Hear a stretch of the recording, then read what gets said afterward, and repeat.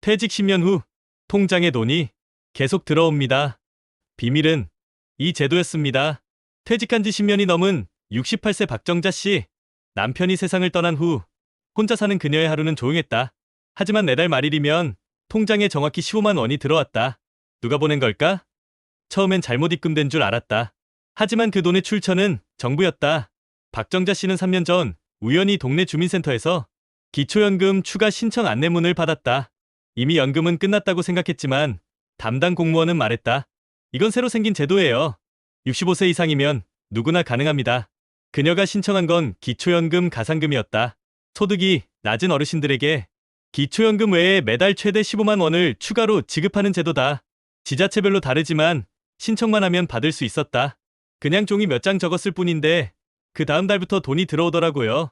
박정자 씨는 아직도 그날을 기억했다. 그 돈은 많지 않았다. 하지만 매달 통장에 찍히는 숫자는 혼자 사는 노년의 삶에 작은 안도감을 줬다. 그녀는 이후 에너지 바우처, 교통비 보조, 심지어 의료비 환급 제도까지 신청했다.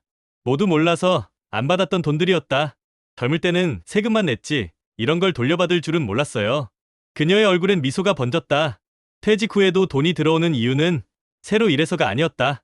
정부가 이미 준비해둔 제도를 그녀가 이제야 알게 되었기 때문이었다. 박정자 씨의 통장에 매달 들어오는 돈은 단순한 연금이 아니었다.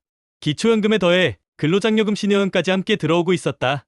근로장려금은 원래 일하는 저소득층을 위한 제도지만 2025년부터는 65세 이상 소득자에게도 확대된다.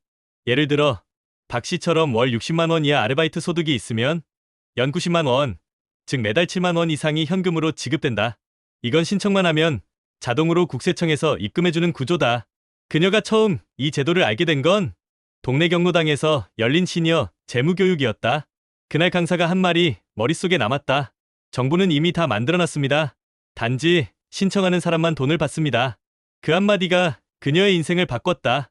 주민센터를 찾아갔고 공무원에게 이렇게 물었다. 제가 받을 수 있는 게 뭐가 있을까요? 그 질문 하나로 5가지 복지 제도가 연결되었다. 그녀는 말했다. 돈이 많아서 좋은 게 아니에요. 혼자 사는 사람에게 누군가 나를 챙겨준다는 느낌이 더 큽니다. 지금 그녀는 한 달에 15만 원 남짓을 받는다. 큰 돈은 아니지만 전기요금, 관리비, 약값을 감당하기엔 충분하다. 이건 복지가 아니라 삶을 다시 세우는 작은 숨결이다. 박정자 씨의 이야기는 특별한 게 아니다. 지금 이 순간에도 신청만 하면 받을 수 있는 제도는 수십 가지가 있다. 하지만 그 문을 두드리는 사람은 많지 않다. 몰라서 못 받는 돈. 그게 대한민국 시니어 복지의 가장 큰 문제다. 이 영상은 그 문을 여는 첫 번째 열쇠다. 퇴직 후에도 꾸준히 일하는 6070대가 많습니다. 마트 계산원, 경비원, 청소원, 배달보조, 학교 급식실. 박정자 씨도 주 3일 4시간씩 작은 슈퍼에서 계산 일을 했습니다. 하루 3만 원 남짓. 하지만 그게 정부가 주목한 포인트였습니다. 정부는 2025년부터 근로장려금 지원 대상을 대폭 확대합니다. 예전엔 젊은 세대 중심 제도였지만 이제는 65세 이상 일하는 시니어층도 해당됩니다. 조건은 간단합니다. 작년 소득이 2,200만 원 이하, 근로사업 아르바이트 등 일한 증거가 있으면 됩니다. 박 씨는 작년에 180만 원 정도를 벌었는데 올해 초국세청에서 근로장려금 신청 안내문을 받았습니다. 동사무소 직원이 대신 도와줬고 한 달 후 통장에 91만 원이 입금되었습니다. 이게 무슨 돈이냐고 물었더니 제가 일한 걸 정부가 장려금으로 준대요. 이 나이에 일한다고 돈을 주는 세상이네요. 이 돈은 한 번으로 끝나지 않습니다. 매년 5월 신청, 8월 지급으로 정기 운영됩니다. 게다가 2025년부터는 분기별 지급이 가능해져 일한 지 몇 달 뒤 바로 돈이 들어옵니다. 이건 보조금이 아닙니다. 노력에 대한 보상입니다. 노년에 일한다는 건 단지 돈 때문이 아닙니다. 몸을 움직이고 사회와 연결되어 있다는 증거죠. 정부는 그 마음에 화답하는 겁니다. 박 씨는 지금도 말합니다.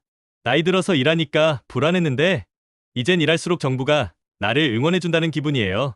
기초연금은 65세 이상이면 누구나 알고 있는 제도입니다. 하지만 대부분은 기준액만 받고 끝냅니다. 그런데 박정자 씨는 매달 15만 원을 더 받습니다. 그 비밀은 가상금 제도에 있습니다. 지자체마다 운영 방식은 다르지만 소득이 낮거나 1인 가구인 경우 기초연금 외에 월 5만 15만 원의 추가금을 지급합니다. 서울, 경기, 부산, 전북 등은 이미 시행 중이고 대전, 강원도도 2025년부터 추가 지급을 시작합니다. 신청은 아주 간단합니다. 주민센터 방문복지상담 창구에서 기초연금, 가산금 신청하려고 왔습니다. 이 한마디면 됩니다. 소득재산 확인 후 대상이면 그 다음 달부터 자동 입금됩니다. 여기서 주의할 점이 있습니다. 배우자와 함께 살고 있다면 부부 감액률이 적용됩니다. 하지만 내년부터는 이 감액률이 20%에서 15%로 완화됩니다. 즉, 두 분이 받는 총액이 더 늘어납니다. 예를 들어 올해 월 40만 원씩 받는 부부라면 2025년에는 각각 45만 원으로 인상됩니다. 그리고 일부 지역은 부부 중 한쪽이 먼저 신청해도 자동으로 두 사람 모두 등록됩니다. 박정자 씨는 말합니다. 서류 몇 장 썼을 뿐인데 매달 돈이 늘어났어요. 이런 게 있는 줄도 몰랐는데 알고 나니까 삶이 훨씬 가벼워졌어요. 기초연금은 단순히 돈이 아니라 국가가 노년의 존엄을 지켜주는 장치입니다. 젊을 때 열심히 일한 대가를 이제야 돌려받는 것뿐이죠. 나 같은 사람도 받는구나. 그 한마디가 오늘 영상의 모든 의미를 말해줍니다. 퇴직 10년 차, 박정자 씨는 여전히 일주일에 3번 출근한다. 마트 계산대 앞에서 사람들과 이야기 나누는 게 즐겁기 때문이다. 하지만 그녀의 통장에는 일하지 않은 날에도 돈이 들어온다. 그 이유는 정부가 만든 3가지 제도 덕분이다. 첫 번째는 기초연금, 두 번째는 근로장려금, 그리고 세 번째는 국비지원 건강보조금 제도다. 기초연금은 그녀의 기본소득을 지탱해준다. 매달 30만 원이 꾸준히 입금되고 그 위에 지자체의 가산금이 더해져 총 45만 원이 된다. 이건 단순히 돈이 아니라 삶의 최소 안전선이다. 두 번째 근로장려금은 일하는 노년층을 위한 제도다. 정자 씨처럼 소득이 적더라도 꾸준히 일을 하면 1년에 한 번 100만 원 안팎의 장려금을 받을 수 있다. 그녀는 이 돈으로 매년 겨울 난방비와 병원비를 충당한다. 마지막으로 그녀가 최근 알게 된 건 국비 건강지원 프로그램이었다. 시청복지과에서 운영하는 제도로 고혈압 당뇨 환자 중 꾸준히 진료를 받는 사람에게 최대 연 6만 원의 포인트를 지급한다.